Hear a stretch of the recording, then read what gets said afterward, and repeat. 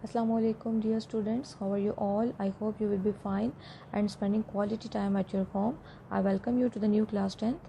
Today we are going to start a new chapter of the chemistry, chapter 9, that is chemical equilibrium. Chemicals mean basically chemicals are the substances or the compounds, and equilibrium basically it is a state of balance की state. Chemical equilibrium mean chemicals के दरमियान balance की एक state जो हम observe करते हैं, जो हम इस कंप्लीट चैप्टर में केमिकल इक्विलिब्रियम पढ़ेंगे, जिसमें हम जितने भी केमिकल रिएक्शन के अंदर पार्टिसिपेट करने वाले जितने भी केमिकल्स हैं, जितने इन्वॉल्व हो रहे हैं, उनके दरमियान हम एक बैलेंस की एक स्टेट को ऑब्ज़र्व करेंगे. That state of balance is called chemical equilibrium. Basically chemical equilibrium होता क्या है? क्वांटिटीज़ जो हैं सब्सटेंसेस की, जो भी केमिकल रिएक्शन में पार्टिसिपेट करते हैं सब्सटेंसेस, उनकी क्वांटिटीज़ के दरमियान एक बैलेंस आता है, एक इक्वालिटी आती है, जिसमें हम कहते हैं कि उन सब्सटेंसेस की जो क्वांटिटीज़ हैं वो चेंज नहीं हो रही, उनके दरमियान एक बैलेंस की एक स्टेट आई है. और वो बैलेंस की स्टेट जो है किसी भी केमिकल रिएक्शन की बोथ साइड्स पे होगा, दोनों साइड्स पे होता है, और उस स्टेट को हम नाम देते हैं केमिकल इक्विलिब्रियम. अब केमिकल इक्विलिब्रियम को डिटेल में स्टडी करने से पहले हम पढ़ेंगे कि केमिकल रिएक्शन क्या होता है.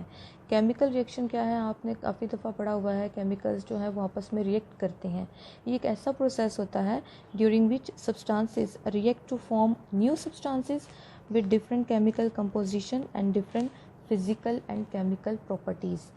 किसी भी केमिकल रिएक्शन के अंदर जो पहले से मौजूद सब्सटेंसेस होते हैं वो आपस में केमिकली रिएक्ट करते हैं. केमिकली रिएक्ट करके अपने जो एलिमेंट्स हैं और मॉलिक्यूल्स की अरेंजमेंट को चेंज करते हैं और एक नया सब्सटेंस बना देते हैं, जिसकी इंटायरली केमिकल कंपोजिशन, उसके अंदर मौजूद नंबर ऑफ़ एलिमेंट्स और उसके अंदर टाइप्स ऑफ एलिमेंट्स चेंज होते हैं.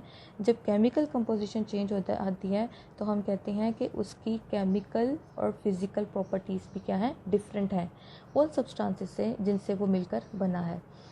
केमिकल रिएक्शन के अंदर आपने याद रखना है दो तरह के सब्सटेंसेस इन्वॉल्व होते हैं.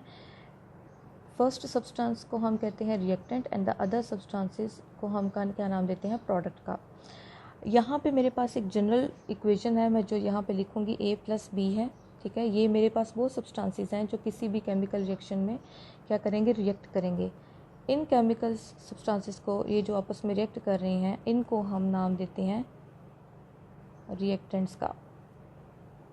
वो केमिकल सब्सटेंसेस जो आपस में रिएक्ट करते हैं और एक नया सब्सटेंस बनाते हैं, ऐसे सब्सटेंसेस को हम रिएक्टेंट्स का नाम देते हैं.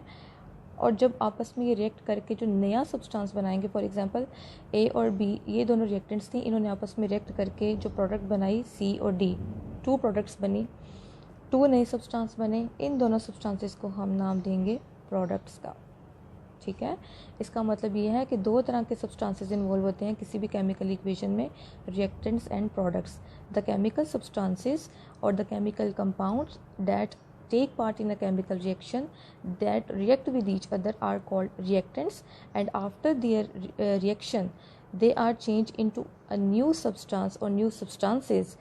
That substances have different chemical composition, different chemical properties, different physical properties from that substances from which they are made. So the newly formed substances are known as products. हमारे पास ये है एक केमिकल इक्वेशन, ठीक है. अब हम जब chemical reaction को जब स्टडी करते हैं, अब केमिकल रिएक्शन में हम देखते हैं कि हमारे पास जो है रिएक्टेंट्स जो हैं वो प्रोडक्ट्स में चेंज होते हैं. तो जब रिएक्टेंट्स और प्रोडक्ट्स आपस में ये रिएक्शन स्टार्ट चल रहा होता है तो उस दौरान क्या है, इन दोनों की क्वांटिटीज़ में एक बैलेंस की एक स्टेट आती है. उस बैलेंस की स्टेट को हम कहते हैं कि इस दौरान में रिएक्टेंट्स और प्रोडक्ट्स की जो क्वांटिटीज़ हैं वो इक्वल हो चुकी हैं, यानी कि जितने रिएक्टेंट्स हैं उतने ही प्रोडक्ट्स आपको मिलेंगे. उन दोनों के दरमियान एक बैलेंस की स्टेट आती है. दोनों साइड्स पे जितने रिएक्टेंट्स जो हैं मौजूद हैं उतने ही उस हिसाब से प्रोडक्ट्स भी मौजूद हैं. उस स्टेट को, उस बैलेंस की स्टेट को हम क्या नाम देंगे, केमिकल इक्विलिब्रियम का, ठीक है. अब आपको केमिकल इक्विलिब्रियम का जो कॉन्सेप्ट है वो क्लियर हो गया. अब हम ऑब्ज़र्व करेंगे कि केमिकल इक्विलिब्रियम स्टेट बेसिकली किन टाइप्स ऑफ केमिकल रिएक्शन में हम ये ऑब्ज़र्व करते हैं. बेसिकली अगर हम एग्जांपल लें अगर हम एग्जांपल लें कि केमिकल इक्विलिब्रियम का जो हमारी जो लाइफ है, हमारी जो एग्जिस्टेंस है, उस पे क्या जो इम्पोर्टेंट रोल है, ठीक है। So first we will discuss about the importance of chemical equilibrium.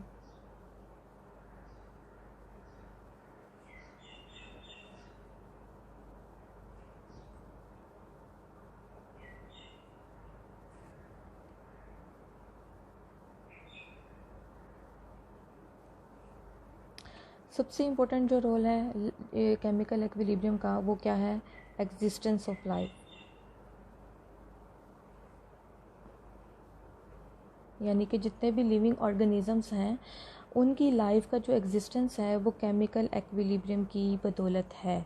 इसका मतलब ये है कि हम कह सकते हैं कि जो हमारे पास लिविंग ऑर्गेनिजम्स आते हैं, ह्यूमन बींग्स आते हैं, प्लांट्स और एनिमल्स, ये तीनों जो हैं बेसिकली नेचर में एक दूसरे के ऊपर डिपेंडेंट हैं। एक दूसरे के ऊपर जो है वो डिपेंडेंट करते हैं डिफरेंट किस्म के सब्सटेंसेस के लिए। तो हम कह सकते हैं कि हम जितने भी लिविंग ऑर्गेनिजम्स हैं वो केमिकल इक्विलिब्रियम की बदौलत जो है उनका वजूद है। क्वेश्चन है हमारे पास इम्पोर्टेंट कि how do we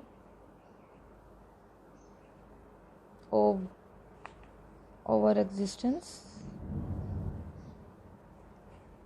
to chemical equilibrium, यानी कि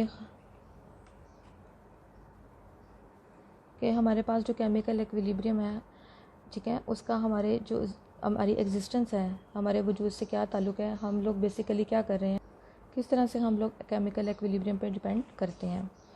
आप लोगों ने जो है पढ़ा हुआ है कि जो प्लांट्स हैं वो फोटोसिंथेसिस करते हैं, और फोटोसिंथेसिस करने के लिए उनको किस चीज़ की ज़रूरत होती है? कार्बन डाइऑक्साइड की ज़रूरत होती है और वाटर की ज़रूरत होती है। और कार्बन डाइऑक्साइड और वाटर रिएक्ट करके क्या बनाते हैं? In the presence of chlorophyll और इन सनलाइट ग्लूकोज बनती है और ऑक्सीजन गैस बनती है। वही ऑक्सीजन गैस जो है वो एनवायरनमेंट में रिलीज़ की जाती है, और उसी ऑक्सीजन को यूज़ किया जाता है बाय एनिमल्स और human beings for respiration, inhaling और एक्सहेलिंग ऑफ ऑक्सीजन, ठीक है। हम लोग बेसिकली इनहेल करते हैं ऑक्सीजन और एक्सहेल करते हैं कार्बन डाइऑक्साइड। तो हमारी इनहेलिंग और एक्सहेलिंग जो है बेसिकली वो केमिकल इक्विलिब्रियम के थ्रू ही क्या है? डिपेंडेंट है। ओके, अब हम देखते हैं कि हमारे पास जो प्लांट्स हैं वो बेसिकली क्या कर रहे हैं? कार्बन डाइऑक्साइड और वाटर को यूज़ करके ग्लूकोज बना रहे हैं और ऑक्सीजन गैस प्रोड्यूस हो रही है। वही ऑक्सीजन गैस को कौन यूज़ करेगा? हमारे पास जो हैं लिविंग ऑर्गेनिजम्स इनहेल करेंगे, ठीक है, इनहेल करेंगे यानी, और कार्बन डाइऑक्साइड को क्या करेंगे? रिलीज़ करेंगे। और वही कार्बन डाइऑक्साइड को कौन यूज़ करेगा? प्लांट्स फोटोसिंथेसिस में। तो ये बेसिकली एक साइकिल चल रहा है, ये एक इक्विलिब्रियम स्टेट है जिसमें हम कहते हैं कि प्लांट्स और लिविंग ऑर्गेनिजम्स के दरमियान ऑक्सीजन और कार्बन डाइऑक्साइड का जो है वो एक बैलेंस चल रहा है, बैलेंस है केमिकल्स का। तो हम कहते हैं कि बेसिकली इनहेलिंग और एक्सहेलिंग ऑफ जो है फिनोमिनन जो है प्लांट्स लिविंग ऑर्गेनिजम्स का और प्लांट्स का जो रेस्पिरेशन है, ये दोनों एक दूसरे के ऊपर क्या है? डिपेंडेंट है। तो जब इन दोनों के दरमियान एक स्टेबल स्टेट आ रही है, बैलेंस आ रहा है कि प्लांट्स और लिविंग ऑर्गेनिजम्स एक दूसरे के ऊपर डिपेंडेंट हैं, यानी कि जितनी कार्बन डाइऑक्साइड जो है वो प्लांट्स जो यूटिलाइज़ करते हैं उतनी ही ऑक्सीजन जो है लिविंग ऑर्गेनिजम्स जो हैं यूज़ करते हैं, उसी हिसाब से जो है अंदर के दरमियान एक बैलेंस की स्टेट आती है और ये साइकिल चलता रहेगा। अगर ये साइकिल नहीं चलेगा तो हमारा जो वजूद है वो बेसिकली क्या है? इस इक्विलिब्रियम की बदौलत जो है वो डिस्टर्ब हो जाएगा। केमिकल इक्विलिब्रियम डिस्टर्ब हो गया, जब इन दोनों के दरमियान बैलेंस डिस्टर्ब हो गया, केमिकल इक्विलिब्रियम डिस्टर्ब हो गया, तो बेसिकली क्या है? एग्जिस्टेंस का जो है वो भी जो है वो नहीं रहेगा। अच्छा, अब हम बात करेंगे, हमारे पास जो हैं एक्वेटिक प्लांट्स और एनिमल्स हैं। एक्वेटिक प्लांट्स हैं और एनिमल्स, ठीक है। एक्वेटिक जो एनिमल्स हैं और प्लांट्स हैं ये भी बेसिकली एक दूसरे के ऊपर डिपेंडेंट हैं ऑक्सीजन के लिए, ठीक है। आपको पता है कि प्लांट्स और एनिमल्स जो हैं बेसिकली जो एक्वेटिक हैं वो पानी के अंदर रहते हैं, तो वो पानी के अंदर जो डिज़ोल्व ऑक्सीजन होती है उस पर वो इनडायरेक्टली डिपेंडेंट है, ठीक है। उन दोनों के दरमियान जो है वो क्या है? बैलेंस की स्टेट एग्जिस्ट करती है। ये तो देख लिया कि हमारे पास जो नेचर में केमिकल इक्विलिब्रियम की क्या इंपॉर्टेंस है। अब हम देखते हैं कि हमारे पास दो तरह के केमिकल रिएक्शंस होते हैं। हमारे पास जो है केमिकल रिएक्शंस की दो तरह की टाइप्स होती हैं, reversible and irreversible chemical reactions. Reverse का मतलब क्या होता है? बैक जाना। फॉर एग्ज़ाम्पल अगर आप लोग एक जो कार है वो ड्राइव कर रहे हो तो उसकी डायरेक्शन क्या होगी? फॉरवर्ड, वो आगे की तरफ चल रही है। तो जब आप उसको बैक लाना पड़ेगा, बैक करना पड़ेगा, तो आप उसको रिवर्स करोगे, ठीक है। तो इसी बेस पर, फॉरवर्ड और रिवर्स की बेस पर केमिकल रिएक्शंस की दो टाइप्स होती हैं, reversible and irreversible reactions. Reversible वो रिएक्शंस जिनको हम रिवर्स कर सकते हैं, यानी उनमें फॉरवर्ड रिएक्शन भी होगा और रिवर्स भी होगा। और इरिवर्स का मतलब ये है कि ऐसे रिएक्शंस जिनको हम रिवर्स नहीं कर सकते। इसका मतलब ये है they have only one direction, that is the forward reaction. अच्छा, अब हम यहाँ पे देख लेते हैं, हमारे पास रिएक्टेंट्स हैं। हमारे पास इरिवर्सिबल रिएक्शन क्या होता है? जिसमें हमारे पास रिएक्टेंट्स जो हैं वो चेंज होते हैं प्रोडक्ट में। हमारे पास जो रिएक्टेंट्स हैं they are converted into products. This direction is called forward direction. This direction is called forward direction. एक सिंगल डायरेक्शन है जिसमें रिएक्टेंट्स जो हैं वो डायरेक्ट फॉरवर्ड डायरेक्शन में मूव करके प्रोडक्ट्स में चेंज हो जाते हैं। इसका मतलब ये है, ये फॉरवर्ड है। अब रिएक्टेंट्स जो हैं वो प्रोडक्ट में चेंज हो रहे हैं, ये है हमारे पास फॉरवर्ड डायरेक्शन। इसमें क्या होगा कि इसमें प्रोडक्ट्स जो हैं वो रिएक्टेंट्स में दोबारा चेंज नहीं हो सकते, यानी कि रिवर्स नहीं हो सकता रिएक्शन। ऐसे रिएक्शंस जिसमें रिएक्टेंट्स सिर्फ चेंज होते हैं प्रोडक्ट्स में और प्रोडक्ट रिएक्टेंट्स में चेंज नहीं होते, they can not be reverse, they only move in forward direction, that is called irreversible reaction. अब हम देख लेते हैं, हमारे पास है रिवर्सिबल रिएक्शन। रिवर्स का मतलब ये है कि हमारे पास जो रिएक्टेंट्स हैं they are changing into products, और प्रोडक्ट्स भी दोबारा किस में चेंज हो रही हैं? रिएक्टेंट्स में। रिवर्स हो रहा है ये रिएक्शन। इसका मतलब ये है, ये जो रिवर्सिबल रिएक्शन है ये टू डायरेक्शंस में मूव कर रहा है, फॉरवर्ड भी और रिवर्स भी।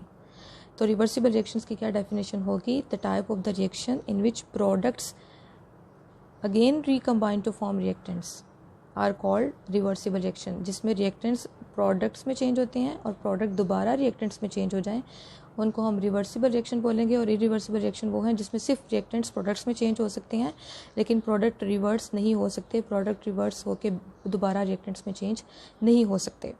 यहाँ पे हमारे पास एग्जांपल है इरिवर्सिबल रिएक्शन में। फॉर एग्जांपल हमारे पास हाइड्रोजन गैस है और ऑक्सीजन गैस है, ये हमारे पास रिएक्टेंट्स हैं और ये आपस में रिएक्ट करके क्या बना रहे हैं? वाटर। हम इसको बैलेंस करके लिखें तो हमारे पास ये स्टेट आती है। इसके लिए हम जो कैटलिस्ट यूज़ करते हैं वो है हमारे पास प्लाटिनम कैटलिस्ट, और हम इसको अब जब हीट करते हैं तो हमारे पास क्या आता है? वाटर बनता है।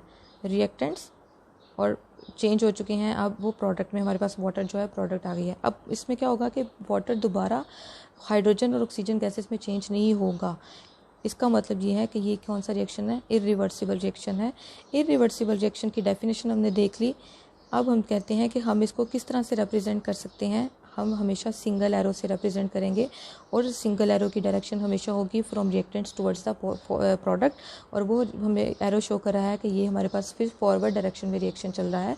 तो हम कह सकते हैं डायरेक्शन जो है ये हम कहेंगे ये वन वे रिएक्शन है, that is forward.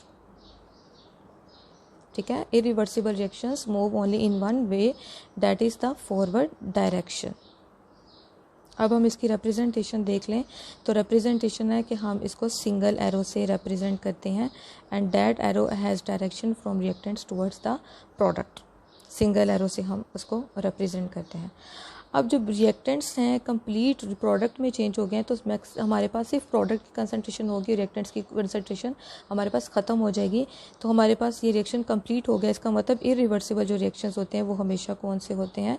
Complete reactions होते हैं। They are complete reactions, they complete. ठीक है, और अब रिवर्सिबल रिएक्शंस की एग्जांपल देख लेते हैं हमारे पास कि हमारे पास यहाँ पे है हाइड्रोजन गैस है और हमारे पास यहाँ पे है आयोडीन गैस। ठीक है, इन दोनों को जब हम केमिकली रिएक्ट करवाते हैं तो हमारे पास क्या होता है? हाइड्रोजन आयोडाइड गैस बनती है। ये हमारे पास हो गया रिएक्टेंट्स ने आपस में रिएक्ट करके क्या बना दी? प्रोडक्ट। अब आफ्टर सम टाइम क्या होना शुरू हो जाता है? प्रोडक्ट दोबारा रिएक्टेंट्स में चेंज होना शुरू हो जाती है, यानी ये रिएक्शन जो है रिवर्स जाना शुरू हो जाता है। तो इसका मतलब ये है कि जब रिएक्टेंट्स प्रोडक्ट में चेंज हो रहे हैं और प्रोडक्ट रिएक्टेंट्स में चेंज हो रहे हैं तो कोई भी रिएक्शन ये कंप्लीट नहीं हो रहा। तो हम कहेंगे कि हमारे पास जो रिवर्सिबल रिएक्शंस हैं दे आर इनकम्प्लीट रिएक्शंस, और इरिवर्सिबल कौन से होते हैं, कंप्लीट रिएक्शंस होते हैं, क्योंकि उनमें रिएक्टेंट्स ख़त्म हो जाते हैं और सिर्फ प्रोडक्ट की कंसंट्रेशन हमें मिलती है। अब हम यहाँ पे देख लें डायरेक्शन हमारे पास यहाँ पे कौन सी मिल रही है, फॉरवर्ड भी और रिवर्स भी। सो हम कह सकते हैं कि हमारे पास जो रिवर्सिबल रिएक्शन है इसकी डायरेक्शन जो है ये क्या है, 2 वे है, यानी फॉरवर्ड भी है और रिवर्स भी है। अच्छा, अब रिप्रेजेंटेशन की बात कर लें तो हम इनको रिप्रेजेंट करते हैं, डबल हेडेड एरो होता है हमारे पास, और हर एरो की जो है वो हमने हाफ हेड जो है वो शो करना है, ये फॉरवर्ड के लिए शो हो रहा है और ये वाला बैकवर्ड के लिए। तो हम कहेंगे हमारे पास जो डबल एरो है हम उससे उसको क्या करते हैं, रिप्रेजेंट करते हैं। नंबर 3 है कि हमारे पास किसी भी सिस्टम के अंदर जिसमें रिवर्सिबल रिएक्शन हो रहा हो उसमें रिएक्टेंट्स भी मौजूद होते हैं और प्रोडक्ट भी, क्योंकि रिएक्टेंट्स प्रोडक्ट में चेंज हो रहे हैं और प्रोडक्ट्स रिएक्टेंट्स में चेंज हो रहे हैं, तो कोई भी कंप्लीट रिएक्शन नहीं हो रहा, तो ये कहेंगे हम कि ये हमारे पास कौन से रिएक्शन होते हैं, इनकम्प्लीट रिएक्शन होते हैं। समझ आ रही है? तो आपने इन्हीं एरोज़ की बेस पर आपने इरिवर्सिबल और रिवर्सिबल को डिफ़ाइन करना। Let's see, we have an example of hydrogen and iodine with explanation. हमारे पास यहाँ पे जो है वो है राउंड बॉटम फ्लास्क है, ठीक है। हमने इस राउंड बॉटम फ्लास्क में हाइड्रोजन गैस ली और आयोडीन जो है वो हमने ली। हाइड्रोजन जो है वो बेसिकली गैस है, हम उसकी फिजिकल स्टेट जी से रिप्रेजेंट करेंगे। आयोडीन बेसिकली पर्पल कलर की सॉलिड फॉर्म में, ये छोटी छोटी सॉलिड फॉर्म में होती हैं। आयोडीन का जो कलर होता है वो पर्पल होता है और हाइड्रोजन जो है वो कलरलेस गैस है। आयोडीन सॉलिड फॉर्म में होती है, लेकिन हम इसके लिए जी गैस फेज रिप्रेजेंट करते हैं। क्यों करते हैं आपने याद रखना है। आपको अगर कोई पूछे कि आयोडीन जो है वो हम उसकी फिजिकल स्टेट यहाँ पे जो है वो गैस में क्यों लिखते हैं, तो आपने याद रखना है आयोडीन जो है वो सब्लिमेशन का फिनोमिनन शो करती है। सब्लिमेशन मीन ऐसा प्रोसेस जिसमें सॉलिड फॉर्म में कोई भी सब्सटेंस डायरेक्ट वेपर फॉर्म में चला जाए, गैस फॉर्म में चला जाए, उसको हम सब्लिमेशन का नाम देते हैं। जैसे कि हमारे पास आयोडीन गैस है, आयोडीन को हम नॉर्मल रूम टेम्परेचर पे रखें तो वो सराउंडिंग से हीट अब्जॉर्ब करके वो गैस फॉर्म में चली जाती है, लिक्विड स्टेट में नहीं जाती, डायरेक्ट सॉलिड से गैस फॉर्म में जाएगी। तो इसके लिए हम गैस की स्टेट को लिखते हैं। हाइड्रोजन कलरलेस है और आयोडीन हमारे पास पर्पल कलर की है। इन दोनों के दरमियान जब रिएक्शन होता है तो हमारे पास कम्बिनेशन फॉर्म में हमारे पास क्या आती है, हाइड्रोजन आयोडाइड गैस बनती है। उसका कलर भी क्या हो गया, कलरलेस, ये गैस होती है। इसका मतलब ये है कि हम जब फ्लास्क को ऑब्जर्व करेंगे कि हमारे पास जो कॉनिकल फ्लास्क थी यहाँ पे वो पर्पल कलर की शो हो रही थी आयोडीन की वजह से। जब इन दोनों ने आपस में रिएक्शन स्टार्ट किया तो जो है कॉनिकल फ्लास्क कलरलेस हो गए, तो यानी कि हमारे पास जो है प्रोडक्ट बन गई हाइड्रोजन आयोडाइड। ये रिएक्शन हम कहते हैं कम्बिनेशन। ये है हमारे पास फॉरवर्ड रिएक्शन। हम यहाँ पे फॉरवर्ड डायरेक्शन की रिएक्शन की लिखते हैं इक्वेशन, हाइड्रोजन आयोडीन, ये आपस में रिएक्ट करके इन्होंने क्या बना दिया, हाइड्रोजन आयोडाइड। ये है हमारे पास फॉरवर्ड रिएक्शन। लेकिन कुछ टाइम के बाद क्या होना शुरू हो जाता है, यही हाइड्रोजन आयोडाइड जो है ये दोबारा रिएक्टेंट्स में चेंज होना शुरू हो जाती है, यानी रिवर्स जाना शुरू हो जाती है। तो अब इसके बाद हम देखेंगे रिवर्स रिएक्शन स्टार्ट होगा। अब रिवर्स रिएक्शन में ये चेंज हो रही है, ये रिएक्टेंट के तौर पर काम कर रही है और ये हमारे पास प्रोडक्ट होंगी। तो हम यहाँ पे लिखेंगे कि रिवर्स रिएक्शन में क्या होगी, जो प्रोडक्ट हमारे पास बनी थी हाइड्रोजन आयोडाइड, अब वो रिएक्टेंट के तौर पर रिएक्ट करेगी और वो हमारे पास दे देगी हाइड्रोजन और आयोडीन गैस। हाइड्रोजन और आयोडीन यहाँ पे रिएक्टेंट्स थे और ये वाली प्रोडक्ट थी फॉरवर्ड डायरेक्शन में। रिवर्स रिएक्शन में ये रिएक्टेंट है और ये प्रोडक्ट। रिवर्स किया रिएक्शन, ओवरऑल क्या होगा, एक ऐसी स्टेट आएगी कि जिस इन दोनों रिएक्शंस के दरमियान जो इन दोनों का रेट है वो बराबर हो जाएगा, यानी rate of forward reaction becomes equal to the rate of reverse reaction. This state is called equilibrium state.